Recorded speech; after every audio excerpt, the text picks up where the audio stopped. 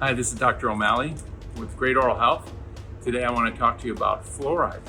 Fluoride in water, fluoride in toothpaste, fluoride in other consumable items.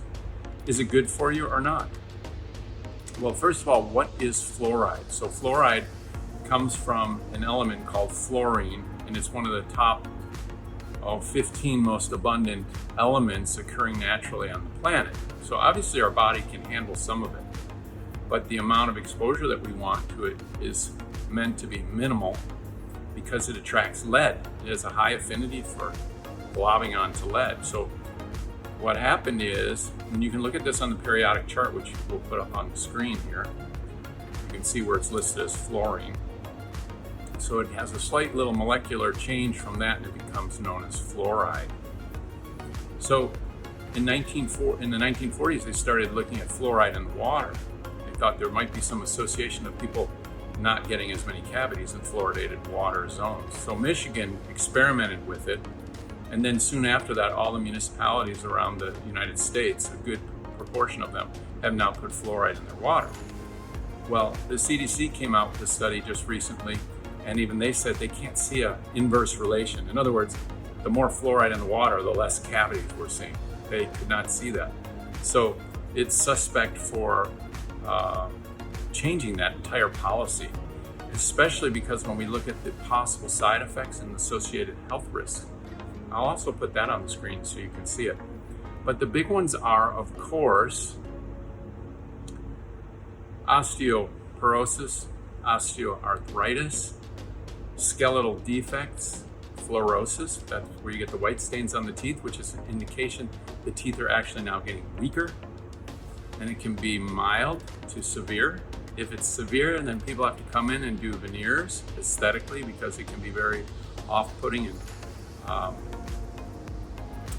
and unaesthetic for the patient that has that, especially if they have a high smile line, and you can see that. So these are some of the side effects. It also shows a lot of affinity to get into the thyroid and can mess up the functions of the thyroid. There may be some cardiovascular relationships. These are all things through the International Academy of Oral Medicine and Toxicology, which I'll put that information on this presentation. So that's the fluoride in the water.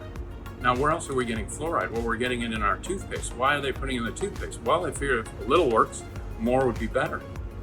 Now we allow 0.7 parts per million of fluoride in water. Toothpaste does as much as 300 parts per million. So it's more than 300 times concentrated in the toothpaste. Thereby, if a child takes a tablespoonful of it, you have to call Poison Control Center, and many times they say go to the emergency room. The child has to have their stomach pumped because they can get toxic reaction to a fluoride overdose. It can be lethal, as a matter of fact. So why are we doing this? Well, it shows that it might decrease the level of decay. How is it actually doing that? My studies, my observation, and the literature I've looked at tries to show that it makes the enamel harder on the surface. But what really is happening, it's more of a pesticide. It actually sort of kills the bacteria and lingers there, thereby imparting a longer term action, which would be fine, except that it has toxic side effects to the body, which I just mentioned. Are there alternatives? Yes, there are. I can get into that in a moment. So the water, so we don't need it in the water. The toothpaste, we really don't need it in the toothpaste. Okay, so what other products is it in? Well, it's now prevalent in the water. So if you get canned goods and vegetables that have water, there'll be fluoride in that. You can get a fluoride filter at your home to keep that clean. And then also you want to check when you go to the store. Could the store have fluoridated water in their quote unquote spring water? It's possible if you really want to try to become fluoride free. So you have to do a little research, and the IAOMT website can help give you some information on that. I've been a member there for over 20 years, and it's a fabulous organization, and it's all based on evidence-based medicine. Show me the science is our motto. So what can a person do if they're not going to have fluoride in their toothpaste? Well, with your children, you have to find sugar substitutes, sugar alternatives that aren't going to be damaging or harmful. Monk fruit seems to be okay in small amounts. The jury's still out on that one. And then also you see it, some stevia sweets and things like that can be helpful. Now, any of those sugar substitutes, if you take too much of it, erythritol, etc., it can create digestive upset. So you have to keep an eye on those things. Toothpaste. What kind of toothpaste should you look for? All natural ingredients and some that have a high amount of xylitol and a high amount of remineralizing agents, and also things that can help the gums like aloe vera.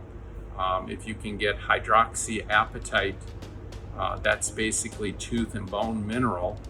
If it's in a nano form, it's going to be taken up by the teeth better and allow the body to remineralize. So these are the things that you want to do. So it's a big question about fluoride. You have to do your own research and take a look at it. I've only just touched on it. This could be an hour-long presentation, but I wanted to give you a little snippet of what's going on with fluoride, how it came about, and also what can you do as an alternative. Now, what do you do if you have fluorosis stain already? We don't know of a way to lessen that or get rid of it. Sometimes if it's anesthetic, you can do little bonding procedures or ultra-thin veneers. You want to make sure you do as minimal of a procedure as possible, especially if you're younger.